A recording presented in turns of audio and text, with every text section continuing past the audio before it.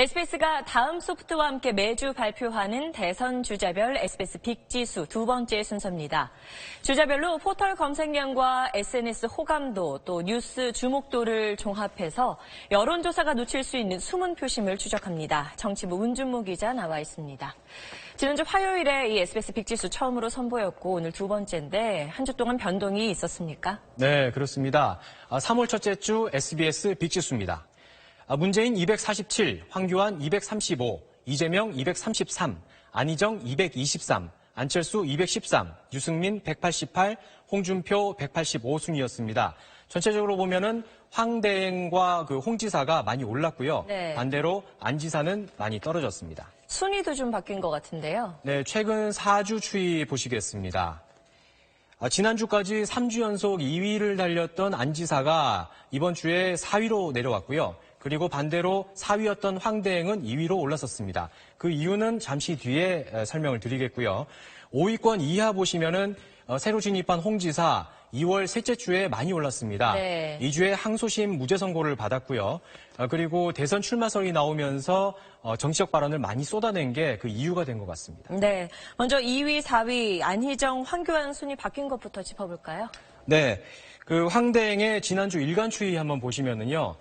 지난달 27일 가장 높았습니다. 이날이 무슨 날이었냐면은 황대행이 특검 현장을 공식적으로 거부한 날입니다. 네. SNS와 웹에서도 자주 언급되는 단어 보면은 특검법, 직권상정, 기간 연장 이런 특검과 관련된 단어들이 상위권에 올랐습니다.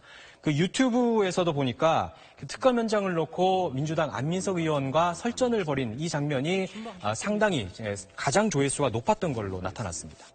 반면 안희정 지사의 빅지수 같은 경우는 대선 주자들 사이에서도 가장 많이 내린 거 아닙니까? 네, 그렇습니다.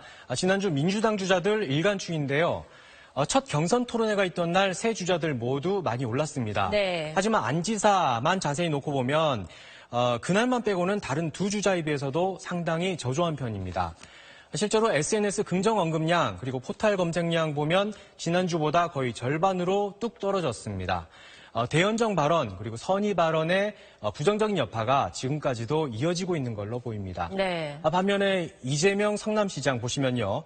토론회에서 공격적인 태도가 화제가 되면서 유튜브 검색량으로는 주자 7명 가운데 1위로 올랐습니다. 네. 특히 문재인 전 대표를 계속 압박하는 그런 장면이 15만 건 이상 조회되면서 화제가 됐는데요. 잠시 보시겠습니다.